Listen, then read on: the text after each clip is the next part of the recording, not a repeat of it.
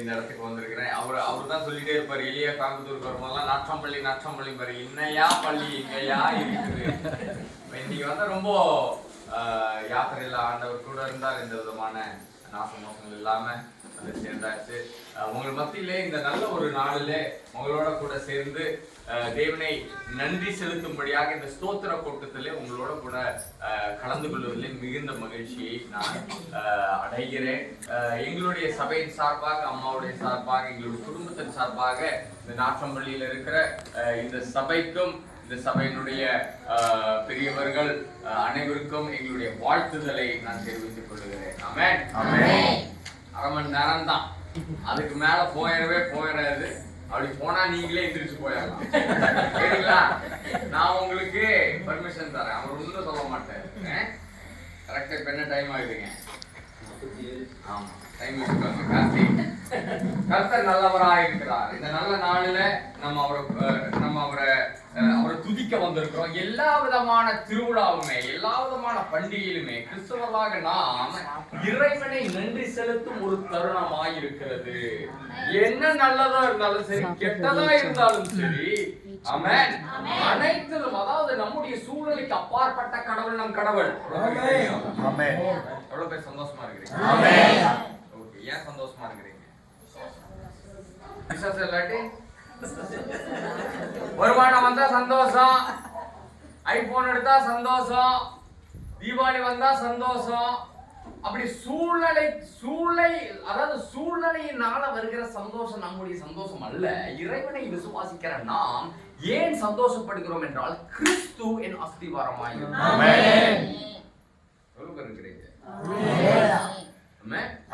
இப்ப சூழ்நிலை வந்து நம்மளுடைய மூடு மாதிரி மாறிட்டே இருக்கும். அதுல இருந்து உங்களுக்கு சந்தோஷத்தை பெற்றுக் கொண்டு இருந்தீங்கன்னா, நீங்க இந்த இந்த தஞ்சாவூர்ல ஒரு பொம்மை இருக்கும் பாத்தீங்களா, கதை ஆடிட்டே இருக்க வேண்டியதுதான். ஏன் கேட்டா சூழ்நிலை மாறிக்கொண்டே இருக்கணும். ஆனால் நம்மளுடைய வேதம் சொல்லுகிறது, என்னுடைய இறைவன், என்னுடைய கடவுள் இயேசு கிறிஸ்து எப்படிப்பட்டவர் என்றால், நேற்றும் இன்றும் அவர் கிறிஸ்து என்னுடைய கற்பாறையாக இருக்கும் பொழுது, என்னுடைய வீடு அதன் மேல கட்டப்பட்டிருக்கும் பொழுது, சூழ்நிலை கஷ்டமாக இருந்தாலும் சரி, ஆமென், மரண இருளின் பள்ளத்தாக்கிலே நடந்தாலும் சரி, நான் பொல்லாப்புக்கு பயப்படேன். ஏனென்றால் அவருடைய கோலும் தடியும் என்னை தேற்றுகிறது. என் மேய்ப்பர் நல்லவராய் இருக்கிறார். ஆமென். அடுத்ததாக நான் வந்தான்னா நான் உங்கள்கிட்ட கேட்பேன், சந்தோஷம் ரைட்டு, நான் உங்கள்கிட்ட கேள்வி கேட்பேன், நல்லா சந்தோஷமா இருக்கிறீங்களா? நீங்க என்ன ஆமென் சொல்லணும். அடுத்த கேள்வி என்ன வரும்? ஏன் சந்தோஷமா இருக்கீங்க? அப்ப ஏன் சந்தோஷமா இருக்கிறீங்க அப்படின்னு அதனுடைய கேள்வி என்ன? கிறிஸ்து ஏன் அஸ்திவாரம். ஓகேங்களா? பிடிச்சிட்டீங்களா? நல்லவரா இருக்கிறார். அதனால இந்த நேரத்துல இந்த மாதிரி பண்டிகை நிறைய பேர் இங்க உள்ளவங்க சண்டே சர்வீஸ்க்கு வர மாட்டீங்க, ஞாயிற்றுக்கிழமைக்கு வர எவ்வளவு பேர் வருவீங்க தெரியாது. ஆனால் ஒரு திருவிழா அப்படின்னு வரும் பொழுது, ஒரு விசேஷம் அப்படிங்கும் பொழுது, ரெகுலர் பொதுவாக வர்றவங்களும் சரி, வராத ஜனங்களும் இந்த இடத்துல வந்திருக்கலாம். ஓகேங்களா? அதனால இந்த ஸ்தோத்திர கூட்டங்கள் இதெல்லாம் ரொம்ப நல்ல ஒரு விஷயம். ஏனென்றால் இறைவனை நன்றி செலுத்தும்படியாக. ஆமென். ஒரு வசனத்தை மாத்திரம் நம்ம வாசிக்கிறோம், அப்புறம் முடிச்சிடலாம். இருக்கிறீங்களா? எவ்வளவு டைம் என்னப்பா இருக்கு கார்த்தி? 5 நிமிஷத்துலயே போயிடுச்சு. 49 எடுத்துக்கோங்க. ஏசாயா 49ஆம் அதிகாரம். ஏசாயா 49 எடுத்துக்கோங்க. ஆமென் சொல்லுங்க. ஆமென். இந்த ஆம்பளைய சைடு சவுண்டே வராது. ஆமென். ஆம்பளைய முதல்ல எடுக்கணுங்க. பைபிளை தொடங்க, இந்த பேப்பர் சத்தமா கேட்கணும். ஆம்பளை சைடு ஒன்றும் வராது பாருங்க. இப்ப என்ன வந்துருச்சு? போன்லயாச்சும் எடுங்க, இதுலயா எடுங்க. உங்களுடைய கண்கள் பார்க்கும்படி அந்த வசனம் தேவ வார்த்தையை பார்க்கட்டும். லேடிஸ் வாசி கேட்டது போதும். 49ஆவது அதிகாரத்தை எடுத்தீங்களா சிங்கங்களே? ஆமென். ஆமென். ஆமென். கார்த்தி எடுத்தீங்களா? Very good. சரி சரி சார், எடுத்துட்டீங்க. ஓகே, 49ஆம் அதிகாரத்துல ஏசாயா 49ஆம் அதிகாரம் ரொம்ப அறியப்பட்ட ஒரு அதிகாரமாக இருக்கிறது. அதுல இருந்து ஒரு சில காரியங்கள் நம்ம பார்ப்போம். பாருங்க, கேக்குறீங்களா? ஆமென். போட்டா நான் கொஞ்சம் ஒரு தடவை எடுத்துட்டு உட்கார்ந்தீங்கன்னா நான் அவங்கள எல்லாம் பார்க்க முடியும். போட்டோ எடுக்கணும். லாஸ்டா எடுத்துக்கலாம் ப்ளீஸ். எல்லாரும் அப்படியே உள்ள உட்கார்ந்துருங்க. சிஸ்டர் எடுத்துட்டீங்களா? தங்கச்சி எடுத்துட்டீங்களா? ஓகே, இனி நம்மள எடுக்கணும்னு அவசியம் கிடையாது. நீங்க அப்படியே உட்கார்ந்து கேளுங்க. இப்ப 49ஆவது அதிகாரத்துல ஏசாயாவை பார்க்கும் பொழுது ஏசாயா தீர்க்கதரிசி ஒருத்தர் வராரு. 49ஆம் அதிகாரத்துல இதுதான் அதனுடைய பின்னணியை நான் சொல்லிடுறேன் பாருங்க. என்ன அணி? கூட்டணியில பின்னணி. அந்த பின்னணியில என்ன என்ன என்ன என்ன அதனுடைய நிகழ்வு என்றால், ஏசாயா இஸ்ரவேல் ஜனங்கள்ட்ட சொல்றாரு,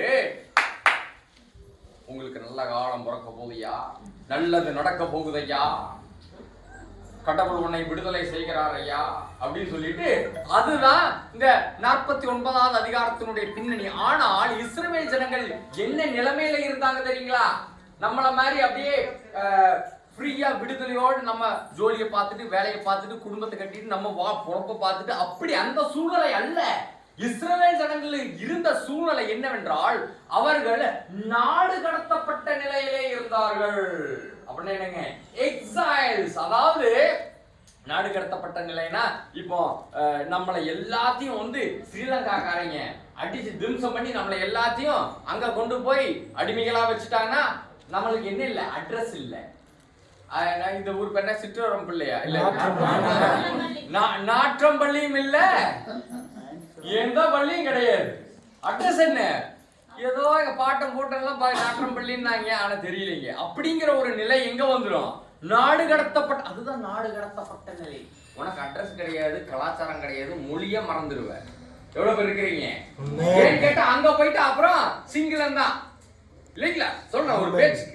அப்போ அந்த நிலைமையில தான் இஸ்ரவேல் ஜனங்க இருக்கிறாங்க. பாபிலோனியர்களால் நாடு கடத்தப்பட்டு எக்ஸைல்ஸா இருக்கும் பொழுது அவங்களே எல்லாம் எல்லாம் அகதிகளாக அந்த இடத்துல இருக்கும் பொழுது ஏசாயா சொல்றாரு, விழித்துக்கொள், ஜீவனுள்ள கர்த்தருடைய வார்த்தை என்னிடத்திலே இருக்கிறது, அது என்னவென்றால் அப்படின்னு சொல்லிட்டு சொல்ற வசனங்கள் தான் 49ஆவது அதிகாரம். அதுல ஒரு சில வசனங்களை நம்ம வாசிப்போம்.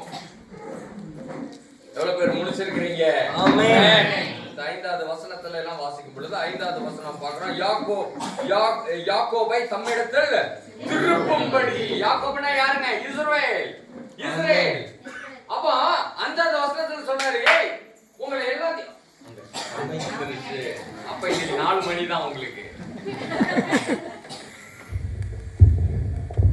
ஆமென், ஹalleluya. அப்ப 5வது வசனத்துல இந்த லைட் வேணுமா? உங்களுடைய அழகான முகங்கள் பார்க்க முடியலைங்க. அப்போ 5வது வசனத்துல சொல்றாரு, ஏய் salvation, உனக்கு வெகு சீக்கிரம் ரட்சிப்பு வரப்போகிறது. ஏனென்றால் ஜீவனுள்ள தேவனுடைய வசனம் வார்த்தை எனக்குள்ளே இருக்கிறது. அது என்னவென்றால், நீ வெகு சீக்கிரம் வீடு திரும்ப போற, உன்னுடைய அகதையாக நாடு கடத்தப்பட்ட நிலை மாறப்போகிறது அப்படின்னு சொல்லிட்டு. அது மாத்திரமல்ல, 5வது வசனம் அதை சொல்றாரு. அப்புறம் அது கீழே போகும் பொழுது 6வது வசனத்துல என்ன சொல்றாருங்க? 6வது வசனம் யாராச்சும் வாசிங்க.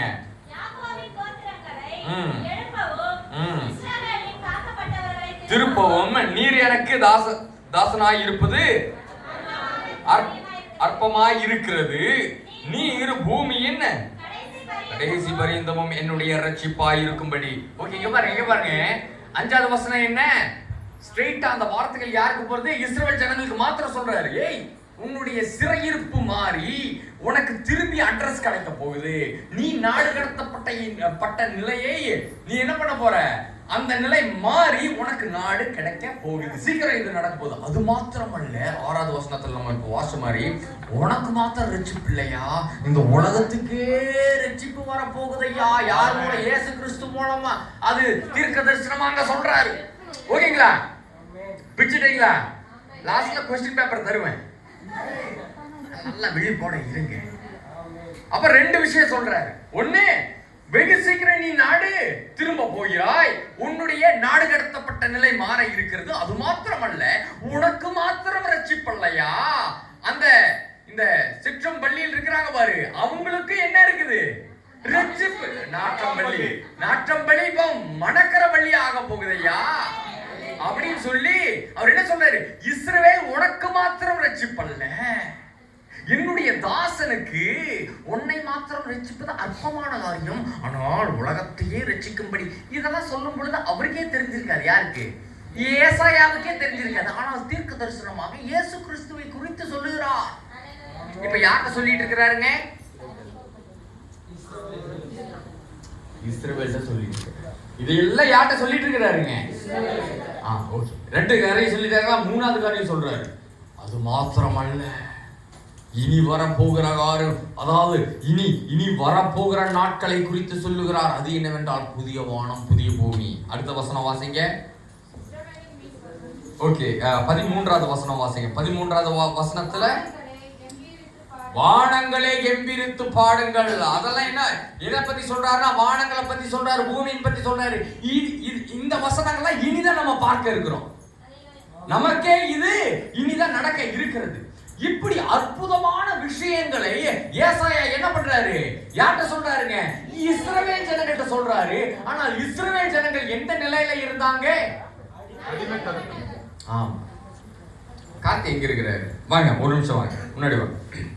கார்த்தி நல்லா வண்டி ஓட்டிட்டு என்னை கூட்டிட்டு வந்த, நல்ல கரங்களை தட்டி அவரை நல்ல ஒரு பணிவிடை என்ன சொல்றாரு, நல்ல ஒரு வாலண்டியர். இங்க வாங்க. இவரு தான் இங்க பாருங்க, ஒரு உதாரணத்துக்கு இவர் யாருங்க? இஸ்ரவேல் ஜனங்கள். ஓகேங்களா? நாடு கடத்தப்பட்ட நிலையில் இருக்கிறார். இப்படி கேள்விச்சுக்கோயா, நாடு இப்படி ஓகேவா, நாடு கடத்தப்பட்ட நிலையில இருக்கிறார். நான் ஏசாயா, நான் சொல்றேன், ஏ இஸ்ரவேல், நீ நாடு கடத்தப்பட்ட நிலை உனக்கு மாற இருக்கிறதையா. நல்ல காலம், நல்ல நேரம் உனக்கு மாத்திரமல்ல, உன்னை வெகு சீக்கிரம் நாடு திருப்புவது மாத்திரமல்ல, இந்த உலகிற்கே ஒரு ரட்சிப்பை தரப்போகிறார் என்று கர்த்தருடைய வார்த்தை எனக்கு தொனிக்கிறது. அது மாத்திரமல்ல, புதிய வானம் புதிய பூமி. இப்படிலாம் சொல்றாரு. நல்ல வார்த்தைகளை, நல்ல தேவனுடைய வார்த்தைகளை சொன்ன உடனே இவர் என்ன சொன்னாரு? என்ன சொல்லியிருப்பாரு? இஸ்ரவேல் ஜனங்களுக்கு இப்படிப்பட்ட ஒரு அற்புதமான ஒரு வசனம் வந்த உடனே என்ன சொல்லி இருக்கணும்? என்ன சொல்லி இருக்கணும்? நன்றின்னு சொல்லுவீங்களா? ஆமென். ஓகே, என்னமா சொல்றீங்க? நம்ம நிலம் மாற போகுதா? நம்ம நிலம் கிடைக்க போகுதா? நமக்கு நாடு கிடைக்க, இப்படித்தானே ரியாக்ட் பண்ணுவீங்க? நன்றி அப்படிவீங்களா? குதிச்சு ஆரவாரம் போட்டு தலையில விடுச்சு, என்னுடைய வாழ்க்கையினுடைய ஜபத்தை தேவன் கேட்டார், என்னுடைய கண்ணீரை கண்டார், என்னுடைய நாடை மீண்டும் தேவன் திருப்பி தர இருக்கிறார். அப்படி தமா திமீர் குதிச்சு. ஆனா அவங்க என்ன சொன்னாங்கன்னு நம்ம வாசிப்போங்களா? தேங்க்யூ. என்ன சொன்னாங்க வாசிங்க. ஆமா, என்ன பண்ணறது? 14வது வசனமா?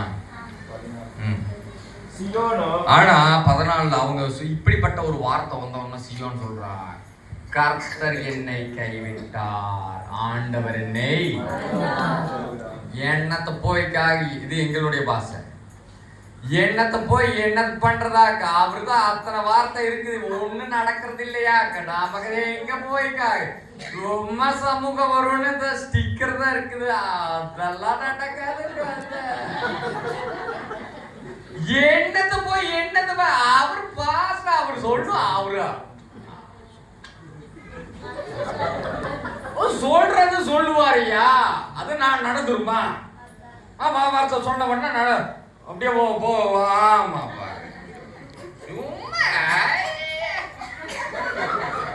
இதே யார் சொல்றா? யாரு? இஸ்ரவேல் சொல்றான், சியோன் சொல்றான். ஏசாயா தேவனுடைய கர்த்தருடைய வார்த்தை, அதாவது அவனுக்கு மாத்திரமல்லையா, அவனுடைய சந்ததிக்கு மாத்திரமல்லையா, சந்ததியினுடைய சந்ததிக்கு உள்ள நற்செய்தியை கொண்டு வந்து கொடுக்கிறான். இவன் மண்டைய சொல்லிட்டார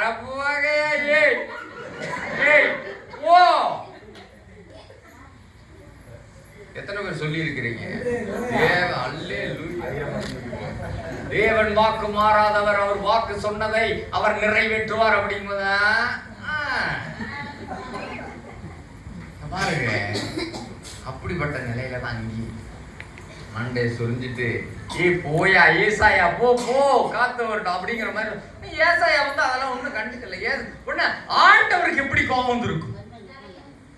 பயங்கர ஆண்டவர் பயங்கரமான தேவனுடைய வார்த்தையை கொடுத்து சொல்லியா வார்த்தையை சொல்லி அவங்களை திருத்தி ஆடணும்னா அவன் மண்டை சொல்லிட்டு போயா அப்படின்ன உடனே நம்மளுடைய கடவுள் என்ன சொல்லுகிறார் என்றால், உடனே நானும் நீங்களும் கடவுளா இருந்தா என்ன சொல்லியிருப்போம்? நல்ல வேளை கடவுள் பொசிஷன் காலி இல்ல, நம்ம மாத்திரம் கடவுள் சேர்ல உட்காட்டோம். அவன் மண்டை மேல போடு, அவன் முடிச்சு போ, அவ்வளவுதான். எல்லாத்தையும் தள்ளு. எவனும் உலகத்திலேயே வாழ முடியாது, ஏன்னா அவ்வளோ கெட்ட சுபாவம் நமக்கு. ஆனா நம்ம கடவுள் நல்ல கடவுள், அவர் தங்கமான கடவுளுங்க. நம்மளுக்கு ஒரு அதிகாரம் கொடுத்து இவனெல்லாம் போட்டு தள்ளுறதுக்கு உனக்கு அதிகாரம் இருக்குன்னா கொஞ்சம் பேர் தான் உலகத்தில் இருப்பாங்க. நீ உன் குடும்பம் மாத்திரம் தான் இருக்கும், இது யாரும் இருக்க மாட்டாங்க. ஆனா கடவுள் நல்ல கடவுளா இருக்கிறதுனால அவர் அவங்கள போட்டு தள்ளல. அவங்க சொல்றாங்க போய் ஏசாயான உடனே அந்த கடவுளுடைய வார்த்தையை நம்ம வாசிக்கிறோம். அந்த 14வது வசனத்துல இருந்து நாம் அப்படியே வாசிப்போம். சீயோனோ, கர்த்தர் என்னை கைவிட்டார், ஆண்டவர் என்னை மறந்தார் என்று சொல்லுகிறார். அதுக்கு ஆண்டவர் சொல்றாரு, ஓகே எடுத்துட்டீங்களா? நில்லுங்க சார், எல்லாரும் எடுத்துட்டோம். உங்களுடைய கண்கள் அந்த வசனத்தின் மேல பதிஞ்சிருச்சா? என் மேல இருக்கக்கூடாது, உங்களுடைய கண்கள் வசனத்தின். ஓகே, அந்த 15வது வசனத்துல கடவுள் சொல்றாரு, ஏய் ஸ்திரீயானவர், நான் வாசிறேன், ஸ்திரீயானவள் தன் கற்பத்தின் பிள்ளைக்கு இறங்காமல் தன் பாலகனை மறப்பாளோ? அவர்கள் மறந்தால் நான் மறப்பதில்லை. அந்த அன்பின் ஆழத்தை பார்த்தீங்களா? அந்த இஸ்ரவேல் ஏன் அந்த விரக்தியான அந்த குரலை எழுப்புகிறான் என்றால், தாமதமாய்விட்டது. எவ்வளவு நாளா நாங்க இந்த பாபிலோனிலே நாங்கள் நாடு கடத்தப்பட்ட நிலையில இருப்போம், எங்களுடைய ஜெபம் வீணாய் போய்விட்டதே, நாட்கள் ஓடிவிட்டதே, வயதும் ஆய்விட்டதே அப்படின்னு ஒரு கேள்வியோட இருக்கும் பொழுது அவங்களுடைய புலம்பலை என்னுடைய கடவுள் புரிந்து கொள்ளுகிறார். மண்டையில தட்டல, டேய் பாய் அப்படின்னு ஒண்ணு சொல்லல. அவர் சொல்றாரு, ஸ்திரீயானவள் தன்னுடைய பாலகனுக்கு இறங்காமல் அந்த குழந்தையை மறப்பாங்களாம். அவள் மறந்தாலும் நான் மறக்க மாட்டேன். அல்லேலூயா, அல்லேலூயா, ஆமென். சரி, இனி எவ்வளவு நேரம் இருக்குது எனக்கு? முடிஞ்சுங்களா? அதுக்குள்ளார ஓகே, 10 நிமிஷம். அப்போ எத்தனை ஸ்திரீயானவர், அதாவது எத்தனை அம்மாமார்கள் இருக்கிறீங்க இங்க? எல்லாருமே அம்மாமார்கள் தான், பாட்டிமார்களும் அம்மாமார்களும் ஒரு ஒன்ஸ் இருந்தீங்க இல்லைங்களா? அப்போ இந்த அம்மாமார்கள் பெற்றெடுத்த இங்க வந்து அம்மாக்கும் மகனுக்கும் அம்மாக்கும் பிள்ளைக்கும் உள்ள உறவை குறித்து அந்த 15வது வசனத்தை வாசிக்கும் பொழுது 15 வயசு பையனுக்கு அவங்க அம்மாக்கும் உள்ள உறவல்ல, பெற்றெடுத்த தாய் 2 மணி நேரம் ஆயிருக்கும் பாத்தீங்களா? ஃப்ரெஷ் பேபி, வயிற்றுல இருந்து பெற்றெடுத்த தாய், அந்த பாலகன், அந்த சின்ன சிறுசு, the infant, அந்த குழந்தைக்கு அம்மாக்கும் உள்ள உறவு தான் இந்த உலகத்திலேயே நிபந்தனையற்ற உறவையா. நிபந்தனையற்றதுன்னா என்னதுங்க? இல்ல சிஸ்டர், நிபந்தனையற்றதுன்னா அன்கண்டிஷனல். இந்த உலகத்துல இருக்கிற அத்தனை உறவுமே ஒரு கண்டிஷன் இருக்கும், கொஞ்சமோ கம்மியோ இருக்கும், எங்கேயாச்சும் ஒரு உள்குத்து இருக்கும். சிரிச்சு வணக்கம் போட்டு உள்ள வச்சானா ஓகே ரைட்டு. ஆனா என்ன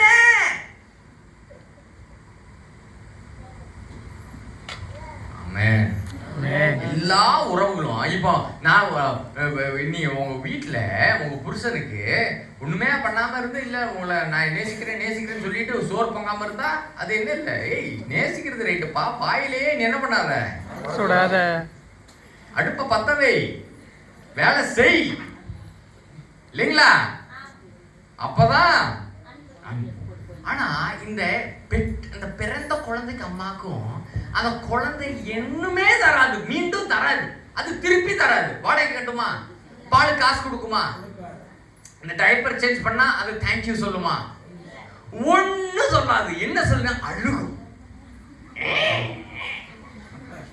நைட்டெல்லாம் அழுகும், உங்களை எழுப்பும், உங்க வாழ்க்கையை கண்ணாம.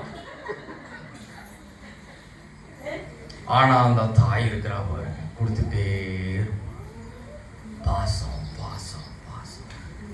கோபம் வரும், ஆனா ஒண்ணும் பண்ண முடியாது.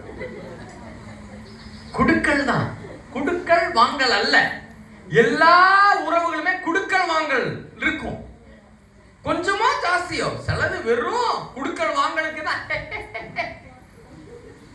ஏதா இருக்கும் ஒழுக்கத்து. ஆனா எந்த ஒரு நிபந்தனை இல்லாத ஒரு அன்பு என்னன்னா, அந்த தாய்க்கும் அந்த குழந்தைக்கும் கொடுத்துட்டே அது அப்படியே அழுதுட்டே இருக்கும், அழுக்கு பண்ணிட்டே இருக்கும், ட்ரௌசரை மாத்திட்டே இருக்கும், கொடுக்கும். அன்பு அன்பு அன்பு. ஆமென். இந்த பெற்றெடுத்த குழந்தைக்கு வந்து வாழ்க்கையில ஃப்ரெண்ட்ஸ் எல்லாம் மறந்துடுவாங்க. ஏன்னா இங்கேயும் வெளியே போறதுக்கு நேரம் இருக்கு. சொசைட்டிக்கு கல்யாணம், அதுக்கு முன்னாடி கல்யாணத்துக்கு போறது, சீருக்கு போறது, அங்க போறது, இங்க போறது, போட்டோ எடுக்கிறது, எக்ஸிபிஷன் போறது, அதுக்கப்புறம் குழந்தை அப்படியே வீட்டோட வீட்டாயிடும் இல்லைங்களா? மறக்கவே முடியாது. ஆனா கடவுள் சொல்றாரு, சில சமயம் அப்படிப்பட்ட ஒரு நிலையில இருக்கிற தாய் கூட தன்னுடைய குழந்தையை மறக்கிறதுக்கு வாய்ப்புகள் இருக்கு இந்த உலகத்துல. எவ்வளவு பேருக்கு தெரியும்? இதுக்கு ஆலையிலேயே சொல்லாதீங்க. நிறைய பேர் மறந்துடுறாங்க. குழந்தையை பெற்றெடுத்துட்டு இப்படியே வச்சுட்டு போற கதையெல்லாம் நீங்களே கேட்டிருப்பீங்க. அதான் ஆண்டவர் சொல்றாரு, தன்னுடைய பெற்றெடுத்த பாலகனை அவள் மறக்கவே இயலாது.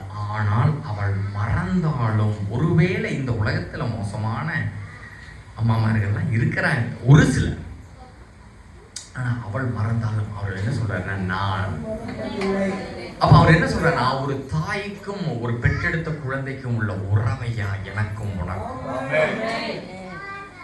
அது வந்து இஸ்ரவேலுக்கு மாத்திரம் இல்லை, இங்க உட்கார்ந்துருக்கிற ஒவ்வொருவருக்கும் ஆண்டவர் சொல்றாரு, நான் உன்னை மறக்கல.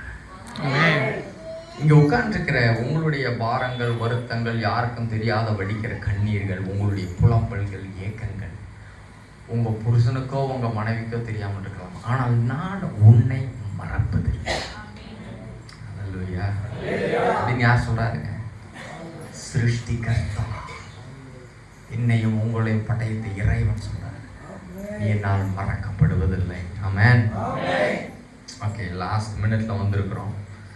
அதுக்காக அதை மேற்கொண்டு நம்ம பார்த்தோம் என்றால் 49ல ஸ்திரியானவள்.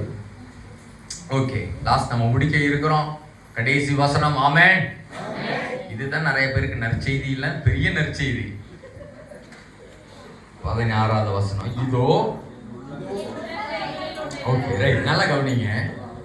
கடவுள் சொல்றாரு, நான் உன்னை மறப்பதில்லைங்க. உடனே இப்ப நான் வரேன், நான் உன்னை சொல்றேன், நான் உன்னை ரொம்ப நேசிக்கிறேன் பிரதர், வெரி லவ்விங் அப்படின்னு இருந்தேனா இப்படி சொல்லிட்டே இருக்கிறேன். நீங்க என்ன நினைக்கிறேன்? பேச்சுதான், செய்யலாம் காமிக்க மாட்டேன்.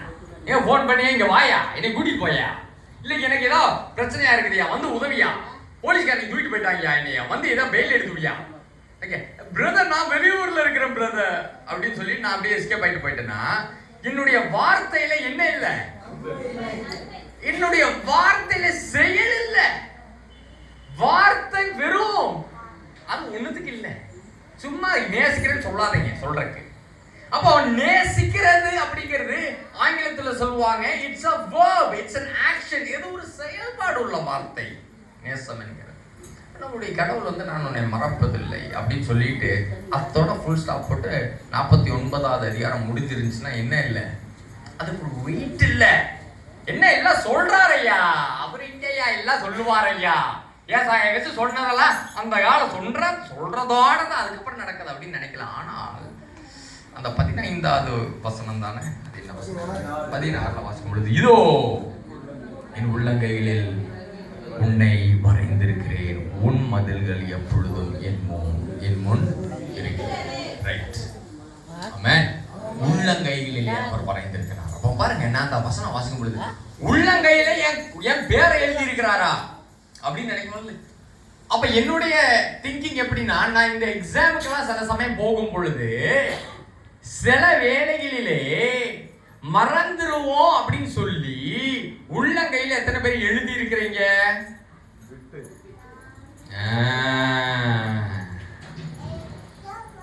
அப்போ இதை பாட்டு பாடிட்டு இருக்கும்போது இப்படி வச்சுக்கிறது பாட்டு இல்லை விட்டு இந்த ஃபார்முலா இந்த கணக்கு வாய்ப்பாடு ஏதாச்சும் தெரியாத மறந்துட்டோம்னா அப்படி எழுதுறது நம்ம வழக்கம். அப்ப இவர் உள்ளங்கையில என் பேரை எழுதி வச்சிருக்கிறாருன்னு சொன்னா, இந்த சர்வ சிருஷ்டிகர்த்தா இறைவன் சர்வத்தையும் படைத்தவர், பல வேலைகள் இருக்கும் அவருக்கு. அதுல என்னுடைய பேர் மறந்துட்டாருன்னா அப்படியே விரிச்சு பார்த்து போறோம். ஓ யோனத்தான், என் பேரு யோனத்தான், அதே கூட நான் சொல்லல உங்கள்கிட்ட, என் பேரு யோனத்தான். அப்ப யோனத்தான் ரத்தனபுரி கோயம்புத்தூர்ல இருக்கிறாரியா. அப்ப நான் அப்படி நினைச்சிட்டேன். ஆமென். எவ்வளவு பேர் இருக்கிறீங்க? ஆனால் அது உண்மையான ஒரு அர்த்தம் என்னவென்றால், என் உள்ளங்கைகளிலே நான் உன்னை ஆங்கிலத்தில் வாசிக்கும் பொழுது I have engraved you in my palms. அப்படின்னா engraved அப்படின்னு சொன்னா பொறித்திருக்கிறேன், நான் உன்னை உள்ளங்கைகளில் பொறித்து வைத்து. அப்போ இங்க அந்த ஃபர்ஸ்ட் அந்த காலத்துல எல்லாம் ஒரு சபை திறந்தாங்கன்னா அது முன்னாடி ஒரு பிளாக் இருக்கும் இல்லையா, அந்த கல்வெட்டு, கரெக்டா? அந்த கல்வெட்டு அதுல திரு செல்வி அவர்கள் 2005 திறந்தார்கள் அப்படின்னு அந்த கல்வெட்டு தான். அந்த கல்வெட்டை தான் என்னதுங்க, பொறித்து. அதான் பொறிக்கிறதுக்கு என்ன அப்ப கடவுள் சொல்றாரு, நான் உன்னை என்னுடைய உள்ளங்கைகளிலே நான் பொறித்திருக்கிறேன். அப்போ பொறித்து இருப்பதற்கு என்ன அவசியம்? பெண்ணா என்ன வேணுங்க? பொறிக்கிறதுக்கு என்ன வேணும்? பொறிக்கிறதுக்கு என்ன வேணுமா? அது முறுக்கு பொறிக்கிறதுக்குமா? ஏய் அம்மா, இந்த முறுக்கெல்லாம் முன்னாடி வச்சு இந்த ஏசாய பத்தி எடுத்தா போகுமா? அவன் பாட்டுக்கு நான் ஏசாயாங்கிறேன், எப்ப அந்த முறுக்கு நமக்கு கிடைக்கும்? சரி எளியா நீங்களே முடிச்சு என் நாத்துவா போட்டிருக்கு, இதுக்கு மேல தேராது. பொறிக்கிறது அப்படின்னு சொன்ன நான் சொன்ன கல்வெட்டு பொறிக்கிறதையா, என்னுடைய பெயரை பொறித்திருக்கிறதுக்கு அந்த கல்வெட்டுல பொறிக்கிறதுக்கு என்ன வேணும்னா லெட்டு பேண வேண்டாம். அதற்கு என்ன வேண்டும் என்றால் சுத்தியல் வேண்டும், சுத்தியல் வேண்டும், ஒளி வேண்டும், ஒளி வேண்டும், சுத்தியல் வேண்டும். சொல்லுங்க, பின்னாடி சொல்லுங்க. ஒளி வேண்டும், சுத்தியல் வேண்டும், சுத்தியல் வேண்டும், என்ன வேண்டாம்? எண்ணெய் வேண்டாம். சுத்தியல் ஓகே. கடவுள் சொல்றார், இறைவன் சொல்லுகிறார், நான் உன்னை என்னுடைய உள்ளங்கைகளிலே பொறித்திருக்கிறேன். கொல்கதாவிலே என்னுடைய நேசர், என்னுடைய சிருஷ்டிகர்த்தா அந்த சிலுவையிலே அந்த ஆணியை வைத்து அடிக்கிறது. ஒவ்வொரு அடியும் என்னுடைய எழுத்துக்கள், என்னுடைய பெயர். யோ நான் தான். என்ன சொல்றாருன்னு கேட்டா, யோனத்தான் உன்னுடைய பெயரை நான் மறப்பதில்லை, நான் உன்னை உள்ளங்கைகளிலே பணிந்திருக்கிறேன். கடவுள் சொல்றாருங்க. ஏசாயாக்கு எழுதும் போது ஏசாயாவும் நம்மள மாதிரி தான் யோசிச்சுட்டு இருந்திருக்கலாம். ஆனா ஏசாயாவுடைய நாட்களுக்கு 700 ஆண்டுகளுக்கு பின்பதாக வந்த இயேசு கிறிஸ்து, நசரேயனாகிய இயேசு கிறிஸ்து பெத்லகேமிலே பிறந்தவர். என்னுடைய பாவத்திற்காகவும் உங்களுடைய பாவத்திற்காகவும் அவர் கொல்கதா மலையிலே ஏறி சிலுவையிலே ஒவ்வொரு ரத்தம் சிந்தி அவர் மரித்தார், உயிர்த்தெழுந்தார். உயிர்த்தெழுந்த கடவுள் அந்த அந்த அந்த அந்த அந்த அந்த காயங்களுடனே காணப்பட்டதன் காரணம் என்னவென்றால், நீ நினைத்திருக்க வேண்டும், நீ மறக்கப்படவில்லை. ஹல்லேலூயா. நீ தேவனால் மறக்கப்படவில்லை. ஹல்லேலூயா. ஆமென். அப்போ அந்த அந்த அந்த கரங்களை அவர்கள் அந்த கரங்கள்ல யாருடைய பெயரை எழுதி இருக்கிறான்னு கேட்டா நம்முடைய பெயர் சொல்லக்கூடாது. Very good sister. என்னுடைய பெயர், என்னுடைய பெயர். இந்த கடவுளுக்கும் உங்களுக்கும் உள்ள உறவு பொதுவாக இருக்கும் வரை ஒரு தாக்கத்தை உண்டு பண்ணாது. அது பொதுவாக நமக்காக அவர் மரித்தது உலக இரட்சகர் உண்மைதான். ஆனால் அவர் உலக இரட்சகராக மாத்திரம் நீங்கள் பார்த்தீர்கள் என்றால் அந்த தாக்கம், அவருடைய அன்பின் ஆழத்தினுடைய தாக்கம் நம்முடைய வாழ்க்கையை எப்ப மாற்றும் என்றால் அவர் உலக இரட்சகரில் இருந்து சொந்த இரட்சகராய் நீர் பார்க்கும் வரை மாற்றம் மாற்றம் மாற்றம் முன்னேற்றம் மாதிரி ஆயிடும். நம்ம என்ன பண்ணுங்க, உண்மையான மாற்றம் எப்ப வரும்? எனக்காக மரித்தார் ஐயா. எந்த நேரமும் உலகம் உலகம் உலகம்.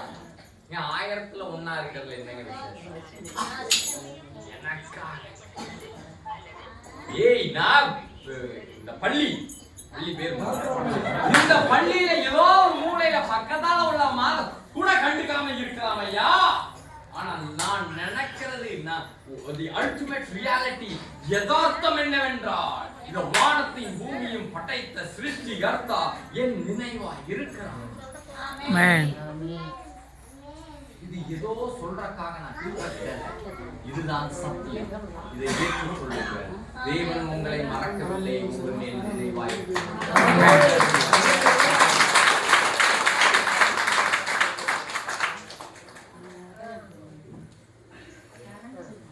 நான் முடிக்கிற நேரத்துக்கு வந்துட்டோம். நம்ம இப்போ சாய் மாமன் ஆமென் ஸ்தோத்திரம் அவங்களுடைய ஒரு 5 நிமிஷம் மாத்திரம் அது இருக்கும். சாய் மாமன் எஃப்சி அவங்க கூப்பிட்டு ஆமென் கதிரேல் மாமா இருப்பாரு. அந்த மாமா உங்க பைபிள் நீங்க கொண்டு வந்த பைபிள் ஆமென் ஸ்தோத்திரம். கோவிந்த் பிரதர் எங்க கோவிந்தராஜ் முன்னே வெளியே போயிருக்காரு இல்லையா? சரி ஓகே. ஆமென். கிறிஸ்தவர்களின் ஒழுக்கத்துக்கு அடையாளம்.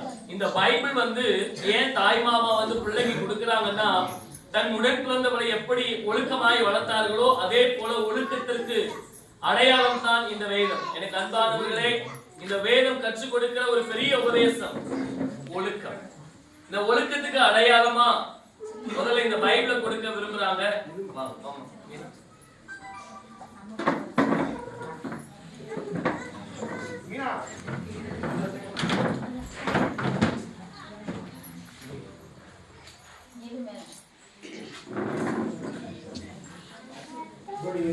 ஒழுக்கத்துக்கு அடையாளமாய் கிறிஸ்தவர்களின் ஒழுக்கத்துக்கு அடையாளமாக ஆமா இந்த வேதத்தை கொடுப்பாங்க. அவர்கள் அனுதினமும் அதை வாசித்து தன் வாழ்க்கையை பக்குவப்படுத்திக் கொள்வார். தேவன் அவரை நடத்துவார். ஆமென். இரண்டாவதாக ஆமென் ஸ்தோத்திரம் மாலை என்னுடைய தாய் மாமா இவரில் என் தாயை பார்க்கிறேன். நான் அடிக்கடி சொல்லுவேன், என்னுடைய தாய் வீட்டு உறவுல அவங்க தான் இருக்கிறது. அவங்க சொன்னாங்க, கண்டிப்பா ஆமென் நாங்கள் செய்ய வேண்டிய கடத்தை செய்யறோம். ஆமென். வாங்க. என்ன என்ன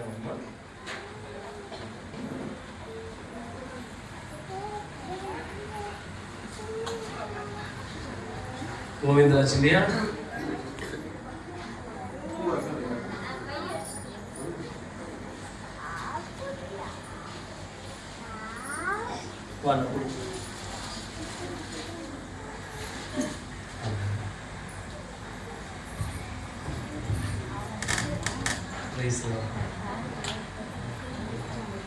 சித்தப்பா அப்படி முன்னாடி கொஞ்சம் கொஞ்சம் கை தட்டி கர்த்தருடைய நாமத்தை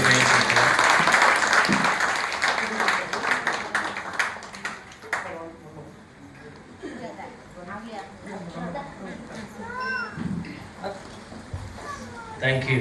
Amen. Okay. How do you say? Thank you. Amen. Mama. Mama.